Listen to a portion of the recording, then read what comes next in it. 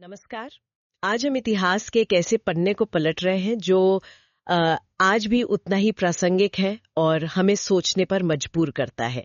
हम बात कर रहे हैं शहीद भगत सिंह के एक बहुत ही चर्चित और कहना चाहिए गहरे लेख की। बिल्कुल। हमारे सामने है उनका निबंध मैं नास्तिक क्यों हूं, मतलब why I am an atheist. ये पहली बार जहां तक हमें पता है लाहौर से छपने वाले अखबार द पीपल में 27 सितंबर 1931 को छपा था। हाँ, 1931 में। और जाहिर है ये लेख भगत सिंह ने खुद लिखा था, वो भी जेल में अपनी फांसी से कुछ ही महीने पहले। जी बिल्कुल, ये बहुत महत्वपूर्ण बात है। तो आज हमारी कोशिश यही रहेगी कि इस लेख के जरिए हम भगत सिंह के विचारों की तह तक जाएं। वो क्या दलीलें थीं, क्या सोच थी जिसने उन्हें ईश्वर के अस्तित्व को नकारने तक पहुंचाया। हम पूरी तरह से इसी लेख में जो बातें कही गई हैं उसी पर अपना ध्यान रखेंगे। तो चलिए शुरू करते हैं भगत सिंह के विचारों की इस गहराई में उतरना। बिल्कुल। लेख की शुरुआत ये कह सकते हैं सीधी टक्कर से होती है। भगत सिंह बताते हैं कि उनके कुछ दोस्तों को ऐसा लगने लगा था, खासकर जब वो क्रांतिकारी आंदोलन में पूरी तरह सक्रिय हो गए, कि उनका ईश्वर को न मानना ये शायद सिर्फ एक दिखावा है। हाँ, या शायद उनके बढ़ते नाम और शोहरत का नतीजा है, जिसे वो घमंड या अहंकार कह रहे थे। बिल्कुल, ये इल्जाम उन पर लगा था। ये तो बड़ा इल्जाम था और भगत सिंह इसे यूं ही जाने नहीं देते। हाँ, और ये बात काफी दिलचस्प है कि वो कैसे इसका जवाब देते हैं। वो बहुत साफ तौर पर दो शब्दों के बीच एक फर्क बताते हैं। एक है वैनिटी, जिसे हम कह सकते हैं मिथ्याभिमान या खोखला घमंड। अच्छा। और दूसरा है प्राइड, जिससे वो शायद आत्मसम्मान या अपने विचारों पर, अपने स्टैंड पर टिके रहने वाले गर्व के तौर पर देखते हैं। उनका कहना था कि देखो भाई, मैं नास्तिक इसलिए नहीं बना कि मुझे मशहूर होना था या मैं अहंकारी हो गया हूं। ये कोई रातों रात हुआ बदलाव नहीं है। तो फिर ये कैसे हुआ? क्या ये कोई अचानक आया हुआ ख्याल था? बिल्कुल नहीं। वो इस बात पर जोर देते हैं कि उनकी नास्तिकता काफी लंबे सोच विचार, पढ़ाई लिखाई और बहस मुबाहिसे का नतीजा है। अच्छा, यानी एक पूरी यात्रा थी। हाँ, एक तर्कसंगत यात्रा। उनका मानना था कि अगर कोई व्यक्ति अपने अध्ययन और अपने तर्क के आधार पर किसी नतीजे पर पहुंचता है और उस पर कायम रहता है, तो ये तो गर्व की बात है, स्वाभिमान की बात है। हाँ बिल्कुल। ये वो खोखला घमंड नहीं है जिसका इल्जाम उन पर लगाया जा रहा था। वो एक जगह कहते भी हैं कि अपने पैरों पर खड़ा होना, अपनी सोच पर यकीन करना, इसको घमंड समझ लेना एक आम गलतफहमी है। ये वाकई सोचने वाली बात है कि कैसे लोग आत्मविश्वास और घमंड के बीच की वो महीन रेखा को समझ नहीं पाते। अच्छा, तो अगर ये घमंड नहीं था, तो उनके शुरुआती दिनों में ईश्वर को लेकर क्या विचार थे? क्या वो हमेशा से ही नास्तिक थे? नहीं, ऐसा भी नहीं है। वो खुद लिखते हैं कि बचपन में वो पूरी तरह नास्तिक नहीं थे, लेकिन हाँ, साथ ही ईश्वर में उनकी कोई बहुत गहरी अटूट श्रद्धा या वो जो विश्वास वाली भावना होती है, वैसी कभी पनपी ही नहीं। अच्छा। उन्हें ये बात हमेशा थोड़ी अजीब सी लगती थी कि लोग कैसे आंखें मूंद कर किसी अनदेखी शक्ति में विश्वास कर लेते हैं, और खासतौर पर जब लोग अपनी निजी मुश्किलों के लिए या फायदों के लिए भगवान से प्रार्थना करते थे। हाँ, तो उन्हें ये चीज तर्कसंगत नहीं लगती थी। अच्छा, तर्कसंगत नहीं लगती थी, मतलब प्रार्थना करना भी। हाँ, खासकर अपने निजी फायदे के लिए उन्हें ये अजीब लगता था। और उनके परिवार का माहौल कैसा था इस मामले में? उनकी परवरिश का क्या असर रहा होगा? उनकी पारिवारिक पृष्ठभूमि भी काफी रोचक है, जैसा आपने कहा। उनके दादाजी श्री अर्जुन सिंह, जिनके प्रभाव में उनका बचपन बीता, वो आर्य समाजी थे। हाँ, मैंने भी पढ़ा है। अब आर्य समाज, जैसा कि हम जानते हैं, एक ईश्वरवाद को तो मानता है, यानी एक ईश्वर को मानता है, लेकिन मूर्ति पूजा या अवतारवाद जैसी चीजों को नहीं मानता। सही। भगत सिंह ने अपनी शुरुआती पढ़ाई लाहौर के डीएवी स्कूल से की, जो आर्य समाज के सिद्धांतों से ही प्रभावित था। लेकिन वो बताते हैं कि कॉलेज के दिनों तक आते आते ईश्वर और धर्म में उनकी दिलचस्पी लगभग खत्म हो चुकी थी। तो ये एक क्रमिक बदलाव था, धीरे धीरे हुआ ये सब। बिल्कुल बिल्कुल। वो एक वाकये का जिक्र भी करते हैं कि कैसे बचपन में पिता के कहने पर उन्होंने कुछ वक्त तक सुबह शाम की प्रार्थना की थी। सिख परंपरा के अनुसार लंबे बाल भी रखे थे, पर उन्हें इन चीजों में कभी कोई खास रुचि या कोई आध्यात्मिक खिंचाव महसूस नहीं हुआ। फिर जब वो देश की आजादी के लिए क्रांतिकारी आंदोलन से जुड़े, तो उनका पूरा ध्यान, उनकी सारी ऊर्जा वो क्रांति की विचारधारा, संगठन बनाने, अंग्रेजी हुकूमत से लड़ने, इन सब पर लग गई। अच्छा। तो धर्म और ईश्वर से जुड़े सवाल उनके लिए जैसे पीछे छूट गए, गौण हो गए। और इसी दौर में शायद उन्होंने पढ़ना लिखना भी बहुत ज्यादा शुरू किया। हाँ, ये बहुत ही महत्वपूर्ण मोड़ था उनके जीवन का। वो बताते हैं कि क्रांतिकारी बनने के बाद उन्हें ये एहसास हुआ कि सिर्फ जोश और जज्बात से काम नहीं चलेगा। क्रांति को अगर सफल बनाना है तो एक मजबूत वैचारिक आधार चाहिए जी। दुनिया को समझने का एक तर्कसंगत नजरिया चाहिए। बिल्कुल। और इसी जरूरत ने उन्हें दुनिया भर के क्रांतिकारियों, दार्शनिकों, विचारकों, इन सब को पढ़ने के लिए प्रेरित किया। किन विचारकों का उन पर खास असर पड़ा? लेख में कुछ नाम है? हाँ, वो नाम लेते हैं जैसे मिखाइल बाकुनिन, जो रूस के एक जाने माने अराजकतावादी मतलब एनार्किस्ट विचारक थे। अच्छा। फिर कार्ल मार्क्स, जिन्होंने साम्यवाद और वैज्ञानिक समाजवाद की नींव रखी जी। और रूसी क्रांति के बड़े नेता व्लादिमीर लेनिन और लियोन ट्रॉट्स्की।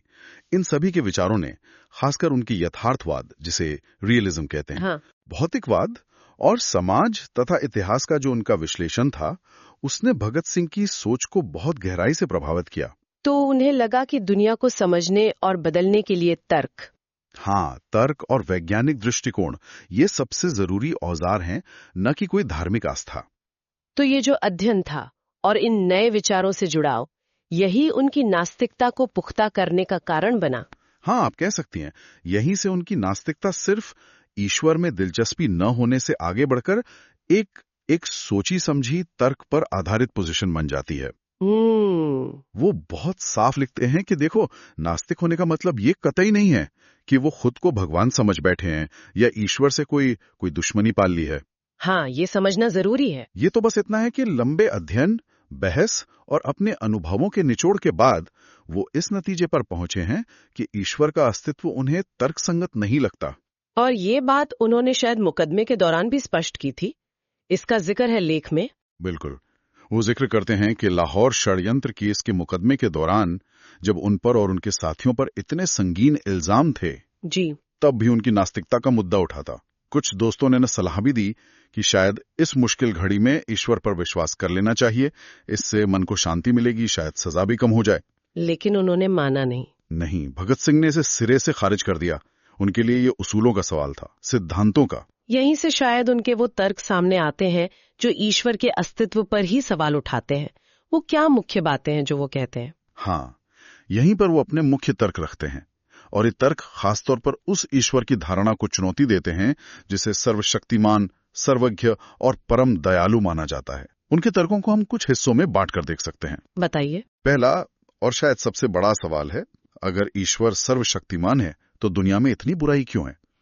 भगत सिंह पूछते हैं, अगर ईश्वर ने ही ये दुनिया बनाई है और वो सब कुछ कर सकता है, सब कुछ जानता है और भला भी है, तो फिर उसने ऐसी दुनिया क्यों रची जहां इतना दुख है, इतना दर्द, पीड़ा, अन्याय, ये सब क्यों भरा पड़ा है? वो इसके लिए कुछ ठोस उदाहरण भी देते हैं ना? हाँ, बिल्कुल। वो भारत की ही मिसाल देते हैं। यहाँ की जाति व्यवस्था, जहां करोड़ों इंसानों को अछूत मानकर उनके साथ जानवरों से भी बुरा सलूक किया जाता है। क्या ईश्वर को ये मंजूर है?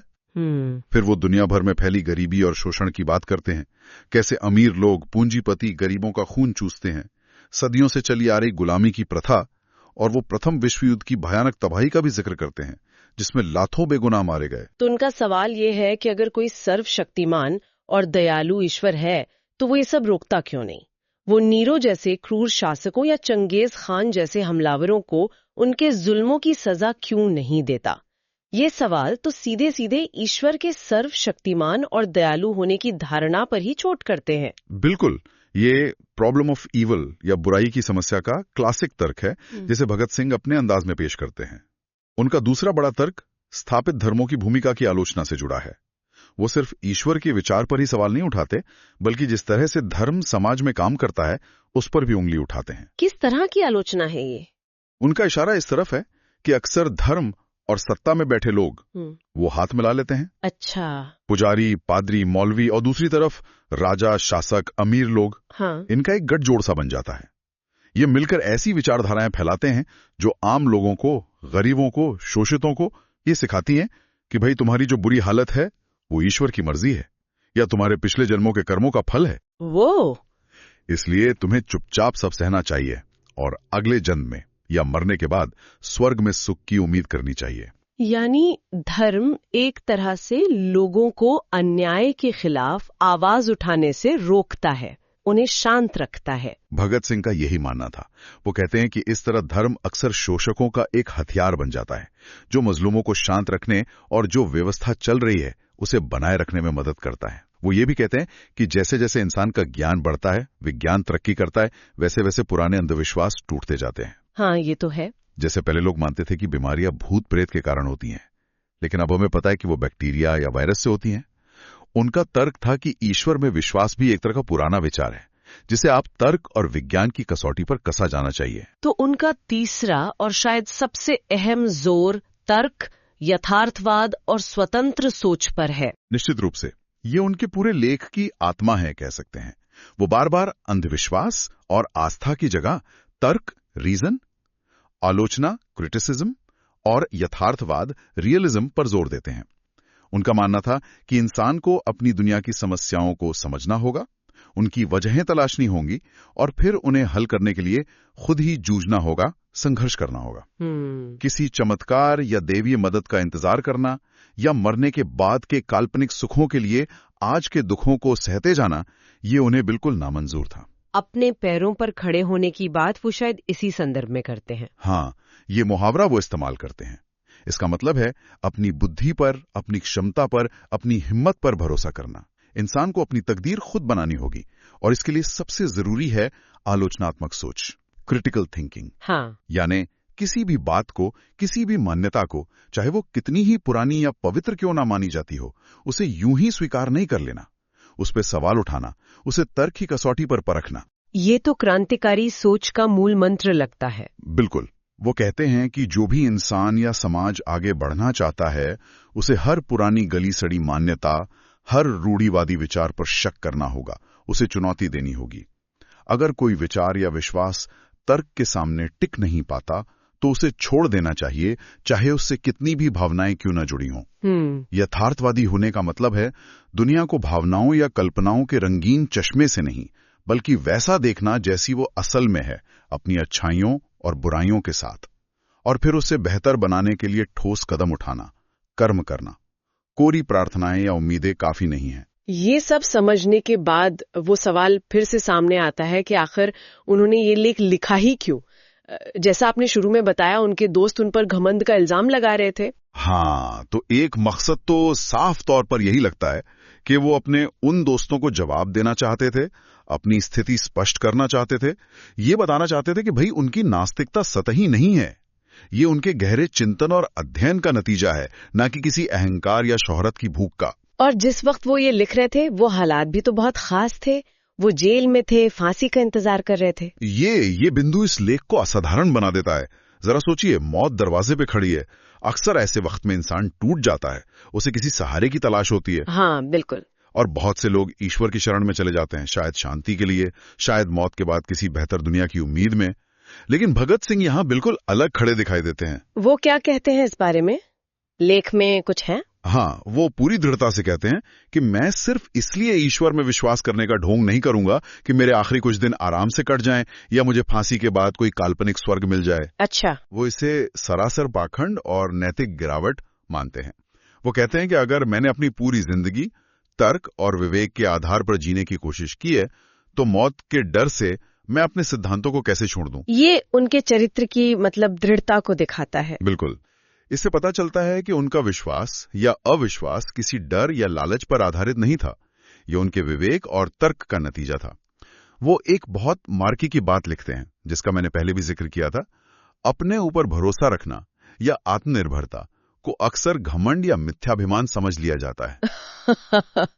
हाँ, self reliance is always liable to be interpreted as vanity. बिल्कुल। उनके लिए तर्क और यथार्थ के रास्ते पर चलना, भले ही वो कितना मुश्किल क्यों ना हो, किसी झूठे दिलासे या अंधविश्वास के सहारे जीने से कहीं बेहतर था। वो अपनी पूरी जिंदगी की वैचारिक ईमानदारी को मौत के सामने भी बनाए रखना चाहते थे। तो इस पूरी बातचीत का सार क्या निकलता है, अगर हमें भगत सिंह के इस लेख मैं नास्तिक क्यों हूं के निचोड़ को समझना हो एक तरह से? देखिए, सार यही है कि भगत सिंह की नास्तिकता कोई अचानक उपजा हुआ भाव या अहंकार का प्रदर्शन नहीं थी। ये एक लंबी वैचारिक यात्रा का पड़ाव था, जो गहरे अध्ययन, लगातार तर्क वितर्क और दुनिया में मौजूद अन्याय, दुख और विसंगतियों पर तीखे सवालों से बनी थी। उन्होंने आंख मूंदकर विश्वास करने की प्रवृत्ति पर सवाल उठाया, धर्म के नाम पर होने वाले शोषण की आलोचना की, और सबसे बढ़कर इंसान की अपनी तर्क शक्ति, आलोचनात्मक विवेक और अपनी समस्याओं से खुद लड़ने की जिम्मेदारी, यानी आत्मनिर्भरता पर जोर दिया।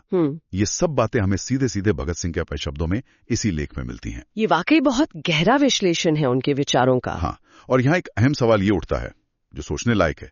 ये लेख सिर्फ हमें भगत सिंह के नास्तिक होने के कारणों से ही वाकिफ नहीं कराता, बल्कि ये पढ़ने वाले को भी एक आईना दिखाता है। आईना दिखाता है? कैसे? ये हमें अपनी खुद की मान्यताओं की जड़ों को टटोलने पर मजबूर करता है, चाहे वो मान्यताएं धार्मिक हों, राजनीतिक हों, सामाजिक हों या किसी भी और तरह की हों। अच्छा। ये सोचने पर मजबूर करता है कि हमारे कितने गहरे विश्वास, किसी भी तरह के विश्वास, महज इसलिए हैं क्योंकि वो हमें अपने आसपास के माहौल से मिले हैं, अपने परिवार से, समाज या परंपरा से विरासत में मिले हैं, और उनमें से कितने हमारे अपने स्वतंत्र सोच, आलोचनात्मक जांच पड़ताल और तर्क का नतीजा है। ये सवाल सीधे तौर पर भगत सिंह के तर्क बनाम विरासत में मिली या थोपी गई मान्यताओं पर जोर देने से जुड़ता है। और सोचने वाली बात यह है कि ये सवाल आज इतने सालों बाद भी बिल्कुल उतना ही महत्वपूर्ण और प्रासंगिक है जितना तब था। ये हमें खुद से पूछने को कहता है हमारी सोच कितनी हमारी अपनी है। ये एक बहुत ही विचारोत्तेजक बिंदु है जिस पर हम अपनी आज की चर्चा को समाप्त कर सकते हैं। सोचने के लिए बहुत कुछ है इसमें।